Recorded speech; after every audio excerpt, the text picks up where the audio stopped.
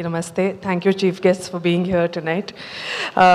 బాపు అనే సినిమా నా కెరియర్లో నేను ఎప్పుడు నా లైఫ్లో మర్చిపోని ఒక ప్రాజెక్ట్ ఇది. ఎందుకంటే ఫస్ట్ టైం నా బాపు నాకు ఫోన్ చేసి చాలా గర్వంగా ఉన్నాను, ఈ సినిమా నువ్వు చేసావు, ఈ సినిమాని నువ్వు సెలెక్ట్ చేసుకున్నావు కాబట్టి I feel very very proud of you అన్నారు. అలాంటి మాటలు నిజంగా it's very rare that he says those words. ఎందుకంటే అంటే మనం కమర్షియల్గా చేసే సినిమా, గ్లామరస్గా చేసే సినిమాలు పక్కన పెడితే పల్లెటూరు సినిమా చెయ్యాలి. బికాస్ సిటీ అనేది ఒక శరీరం అయితే పల్లెటూరు దాని soul. So every actor has to do role. ఒక పల్లెటూరు కథ చెయ్యాలి, అప్పుడే నువ్వు ఒక Indian actor, otherwise you are not an Indian actor అని చెప్పే మా Bapu. First of all, my biggest thanks to my Bapu for allowing me to be an actor. Allowing is a very big word in India because the choice for a woman to be an actor in India is very tough. మాకు IAS IPS కూడా crack చేసుకోవచ్చు, కానీ అమ్మ నాన్నల్ని ఒప్పించడం, వాళ్ళ చుట్టాలు ఉన్న వాళ్ళని ఒప్పించడం చాలా కష్టం. అలాంటప్పుడు ఒక 10 years బ్యాక్ నేను వేరే ఊరికి వచ్చి షూటింగ్ చేస్తున్నప్పుడు మా నాన్నకి ఎంతో భయం ఉండే. అంటే రాత్రంతా నిద్రపోయేవారు కాదు. హీ యూస్ టు అయినా నాకు ఒక్కసారి కూడా ఫోన్ చేసి ఏంటి ఎక్కడున్నావు, పర్లేదా, అంత సేఫా అని ఆ భయాన్ని నాకు తగలకుండా చూసుకోవడం. చాలాసార్లు నిద్రపోకుండా, నేను నైట్ షూటింగ్ వెళ్తుంటే నిద్రపోకుండా ఉండడం, ట్రావెల్ చేస్తుంటే. సో ఆ భయంతోనే ఉండి ఒక్కసారి కూడా నాకు చెప్పలేదు, నాకు చాలా భయంగా ఉంది, నువ్వు ఇదంతా ఆపేసేయి అని ఒక్కసారి కూడా నాకు చెప్పలేదు. ప్రతిరోజు జస్ట్ ఒక మెసేజో ఫోన్ చేసి ఐ హోప్ యూర్ ఓకే అంటారు, అంతే.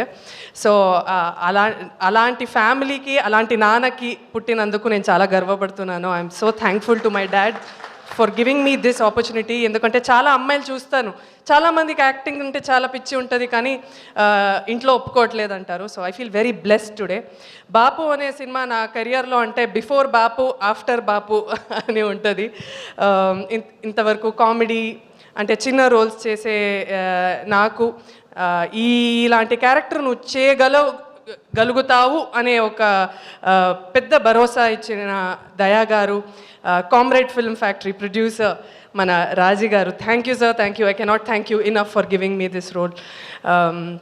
నన్ను నేనే ప్రూవ్ చేసుకోవడానికి ఇది ఒక మంచి ఫిల్మ్.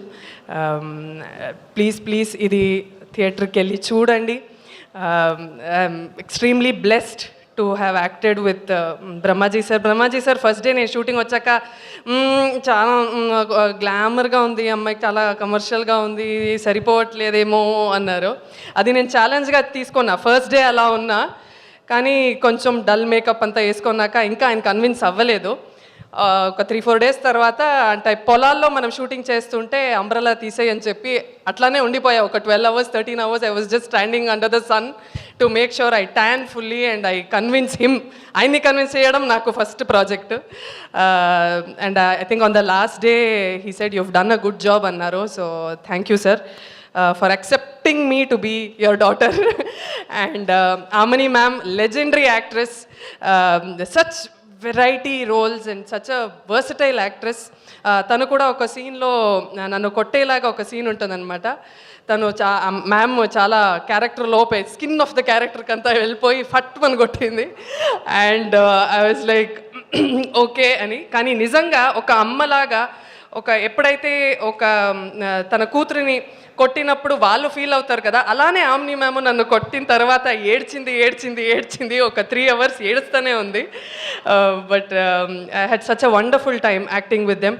అంటే we became like theatre artists. అక్కడ అందరూ అక్కడికి వచ్చి we were rehearsing the scene. And ఊర్లో ఉన్న వాళ్ళందరూ అక్కడ మమ్మల్ని చూడడం చాలా నేర్చుకున్నాను నేను.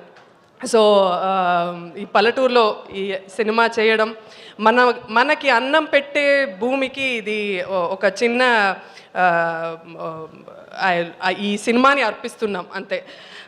It's a very big opportunity for me. Thank you so much. ఈ సినిమాని థియేటర్లో చూడండి. నచ్చితే అందరికీ చెప్పండి, నచ్చకపోతే మాకు మాత్రం చెప్పండి. Thank you so much.